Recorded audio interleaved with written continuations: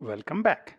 In this step, we would look at starters. We would look at a couple of example starters, Spring Boot Starter Web and Spring Boot Starter JPA. If you open up the pom.xml of the project that we have created earlier, you would see that it's using Spring Boot Starter Web. How did it use Spring Boot Starter Web? That's because we configured a dependency on web in here. So if I open that up and go to the pom.xml, you would see that the Spring Boot Starter Web is configured in here. So the Spring Boot Starter Web is the preferred starter for Spring Boot to develop web applications as well as RESTful web services. So if I go control and hover over it or command and hover over it and click open pom.xml for Spring Boot Starter Web, you would see that it defines varied kind of dependencies. So what does it really define? Let's look at it. When we run the application, we were automatically using Tomcat. That's because of this Spring Boot Starter Tomcat.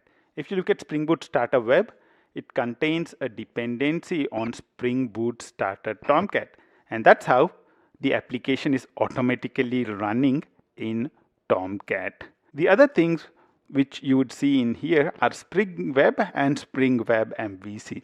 Spring MVC, as you would know, is the Spring MVC framework. I add in a Spring Boot Starter Web, I automatically get Spring MVC, I automatically get validation. Validation, the default implementation for Java Validation API is Hibernate Validator. So I get that as well, and I get Tomcat, and also I get the starter JSON. The starter JSON is more for RESTful web services. We saw that when we actually invoked the RESTful web service, the conversion to JSON automatically happened.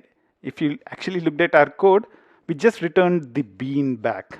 So in the books controller, what we are doing is we are just returning a list of beans back. How is it automatically converted to JSON? That's done through the starter. The starter JSON brings in JSON binding into the picture. Basically, when you look at all starter projects, they have a set of dependencies that are already defined. And these dependencies are automatically provided to our project. So when I add in Spring Boot Starter Web, I get all these dependencies. So you'd see that I'm getting Jackson for handling all the JSON stuff. You'd see that I'm getting Tomcat so that I can run the application in Tomcat. I'm getting Hibernate Validator and Validation API for doing the validation. I'm getting the Spring framework because I have a dependency on Spring Web, and that would have a dependency on Spring framework. And also I would get the logging frameworks as well, because the logging frameworks are by default defined in the Spring Boot Starter. So Spring Boot Starter is one of the dependencies in Spring Boot Starter Web. So if you open up the pom.xml for it, so this is the default starter. This is where everything inherits from. So any starter that you would use in Spring Boot, it inherits from Spring Boot Starter. And you'd see that this has a dependency on Spring Boot framework. This has a dependency on Spring Boot auto configure. That's how we get auto configuration. This has a dependency on Spring Boot Starter logging. That's how we would get logging. And we have dependency on Spring Core as well. YAML is one of the configuration languages that Spring Boot supports. So we also have Snake YAML in here. Thing about Spring Boot Starter Web is once it brings in all these dependencies, what would kick in? Auto configuration would kick in, because the Spring Web MVC contains dispatcher servlet. So automatically dispatcher servlet would be configured. That's done by the Spring Boot auto configure. That's the auto configuration which we talked about earlier. Spring Boot Starter Web is one of the starters. The other starter you can see in here is Spring Boot Starter Test. Spring Boot Starter Test enables you to write unit tests and integration tests as well. So if I go to the pom.xml in here, you would see that it has a definition on Spring Boot Test. It has a definition on the auto configure for Spring Boot Test, and it has dependencies on JUnit framework, assertj, and also you have Mockito. Mockito is the default mocking framework that comes along with Spring Boot. A combination of assertj and Hamcrest are awesome to write great matchers. And you also have a dependency on the Spring test framework, which is useful in writing unit tests for Spring. So until now we looked at a couple of starters, which are Spring Boot Starter Web and Spring Boot Starter Test.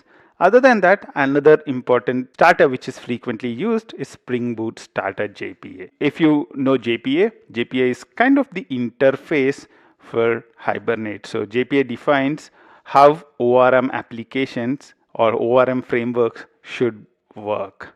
ORM is object relational mapping.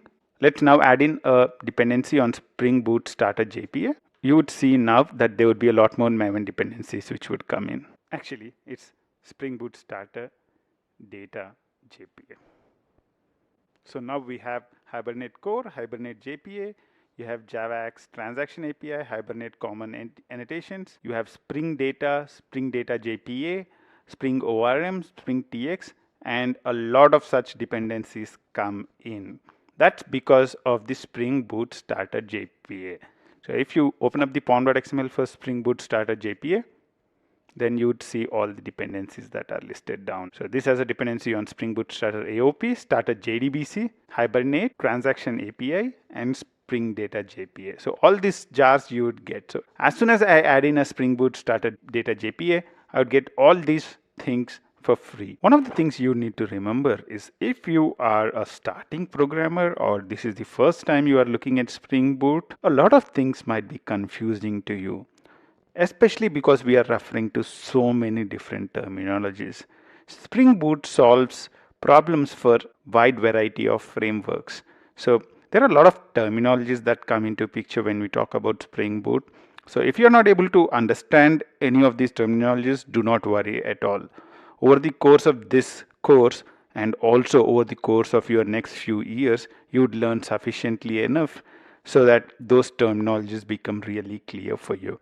The idea for you is to understand the big picture of what Spring Boot does. Spring Boot is now one of the most popular frameworks to develop microservices. The idea behind the whole set of these steps is to give you a flavor of Spring Boot in a wide variety of scenarios. If you're not able to understand a couple of scenarios, that's not a problem at all. With that disclaimer, let's end this step here, and I'll look forward to see you in the next step.